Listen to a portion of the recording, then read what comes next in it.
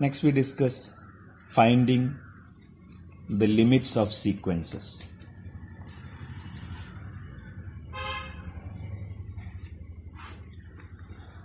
Limits of sequences are closely related to the limits of functions. For example, if f of x is defined for x greater than or equal to 0, then an given by f of n for n equal to 1, 2, 3, etc. is a sequence. And further, if limit x tends to infinity f of x exists as a limit of functions, then limit n tends to infinity an exists as well as a limit of sequence, and these two limits are equal. So this fact can sometimes be used to evaluate certain limits. And also, the limits of sequences obey the rules similar to the limits of functions, like sum rule, product rule, constant multiple rule, etc. So this is a way to find the limits of certain sequences. We see one example.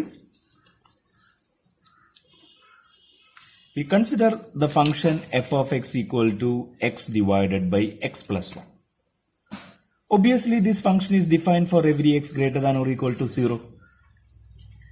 And we see that limit x tends to infinity f of x, which is limit x tends to infinity x divided by x plus 1, which is equal to limit x tends to infinity 1 divided by 1 plus 1 by x. This is obtained by dividing throughout both the numerator as well as the numerator by x, and this is equal to 1 divided by 1 plus limit x tends to infinity 1 by x by applying the rules of limits of functions, and this is equal to 1 divided by 1 plus 0, because limit x tends to infinity 1 by x is equal to 0, and the answer you obtain it as equal to 1.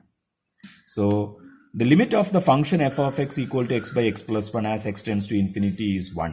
Therefore, you can conclude that limit n tends to infinity n by n plus 1 is also equal to 1 as a limit of sequence. Another example. We try to find limit n tends to infinity n square plus 1 divided by 3n square plus n. So we write the solution. Limit n tends to infinity n square plus 1 divided by 3n square plus 1. We treat it as a function, which is equal to limit n tends to infinity 1 plus 1 by n square divided by 3 plus 1 by n. This is obtained by dividing both the numerator and the denominator by n square.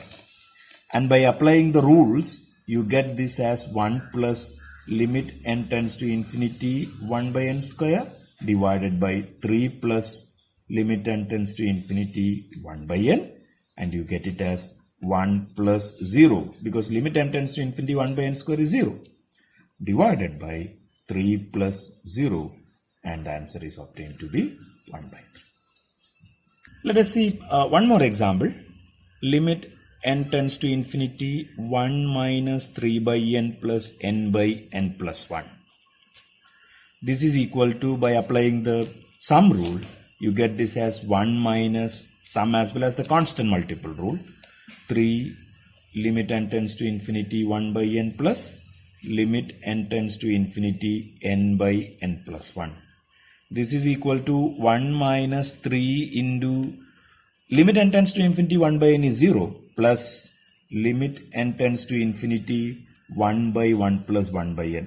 That is by dividing the numerator and denominator of n by n plus 1 with n. This is equal to 1 minus 0 plus 1 divided by 1 plus 0, and you obtain the answer to be equal to 1 minus 0 plus 1 equal to 2.